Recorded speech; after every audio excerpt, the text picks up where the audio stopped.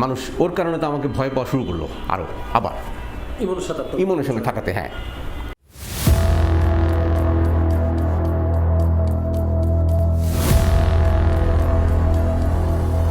আবারও ফিল্মি স্টাইলে প্রকাশ্যে গুলি করে হত্যা করা হলো তালিকাভুক্ত শীর্ষ সন্ত্রাসীকে। এবার খুন হলেন শীর্ষ সন্ত্রাসী নাঈম আহমেদ টিটন। ২০ বছর কারাভোগের পর জামিনে মুক্তি পাওয়ার মাত্র ২০ মাসের মাথায় প্রকাশ্যে জীবন দিতে হলো তাকে। আইন শৃঙ্খলা বাহিনী বলছে, শীর্ষ সন্ত্রাসীদের অন্তকোন্দল নাকি পুরনো শত্রুতা, দুই দিকেই গুরুত্ব দিয়ে খতিয়ে দেখা হচ্ছে। ২০২৪ সালের আগস্টে জামিনে মুক্তির পর এক গণমাধ্যমকে টিটন বলেছিলেন তিনি বাঁচতে চান, ফিরতে চান স্বাভাবিক জীবনে। আপনারা সহযোগিতা করেন, আমার থেকে কোনো খারাপ কিছু পাবেন না। নাই, আমি এই জগৎটার আমি আসলে প্রচণ্ড ঘৃণা করি। সুস্থ জীবন চাই, আমি স্বাভাবিক মানুষের মতো অবাধ চলাফেরা করতে পারবো, এটা চাই।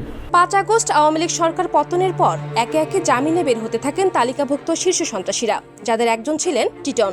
মঙ্গলবার রাত 8:45টার দিকে রাজধানীর নিউ মার্কেটের পশ্চিম পাশে ঢাকা বিশ্ববিদ্যালয়ের শাহনেয়াজ ছাত্রাবাসের সামনে বটতলায় তাকে লক্ষ্য করে গুলি চালায় দুর্বৃত্তরা। ঘটনাস্থলেই লুটিয়ে পড়েন তিনি।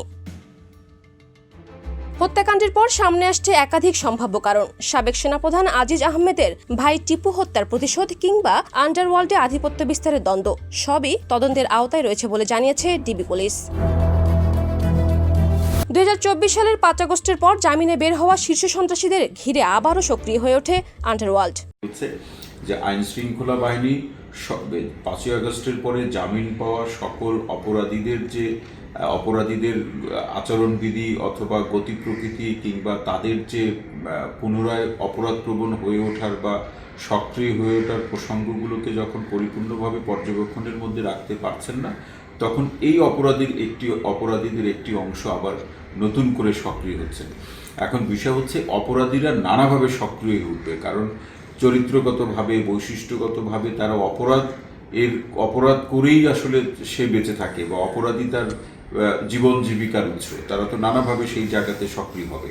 তো এই জায়গাতে আমরা বলছি যে যতক্ষণ পর্যন্ত আমার আইন শৃঙ্খলা পরিস্থিতি পরিপূর্ণভাবে স্বাভাবিক না হয়, সেই না হওয়া পর্যন্ত বা সেই পরিবেশ বা পরিস্থিতি সৃষ্টি না হওয়া পর্যন্ত আইনের অপরাধীদের ক্ষেত্রে আইনের প্রয়োগের জায়গাতে কঠোর হওয়া প্রয়োজন।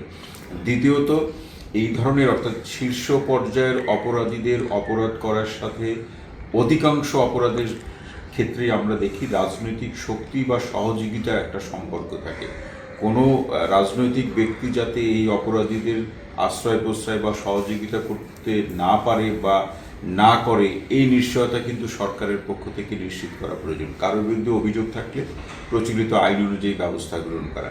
আর তৃতীয়ত হচ্ছে যেটা করা প্রয়োজন, যে এই অপরাধী যারা জামিন পাওয়ার পরে জামিনের যে শর্ত কিংবা যে নিয়মকানুনগুলো মানতে হয়, সেটি যারা নিয়ম মানেনি বা যারা ভঙ্গ করেছে, তাদের ক্ষেত্রে দেশের প্রচলিত আইন অনুযায়ী ব্যবস্থা গ্রহণের উদ্যোগ গ্রহণ করা। চাঁদাবাজি, দখল আর আধিপত্যের প্রতিযোগিতা নতুন করে মাথাচাড়া দিয়ে ওঠে, যার ধারাবাহিকতায় বাড়ছে প্রকাশ্যে সহিংসতা, হত্যাকাণ্ড, বলছেন সমাজ বিশ্লেষকরা। পুলিশ অনেক আলোচনা করতে পারে, তারা পরিকল্পনা গ্রহণ করতে পারে, সেটি বাস্তবায়ন যদি তারা করতে না পারে, তখন তো আসলে এই পরিস্থিতি নিয়ন্ত্রণ করা সম্ভব হবে না।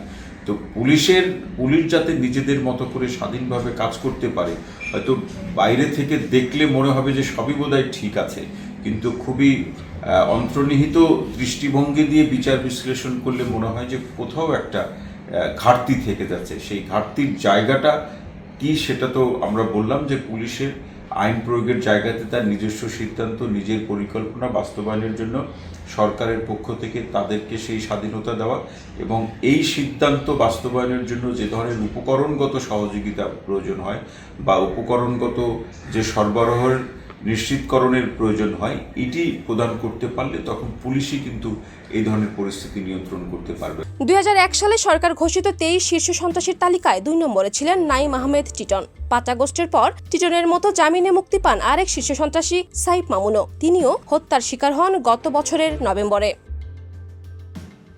এসব হত্যাকাণ্ড আবারও মনে করিয়ে দেয় পুরনো হিসেব নিকেশ আর অন্ধকার জগতের দ্বন্দ্ব এখনও কতটা ভয়ঙ্করভাবে সক্রিয়।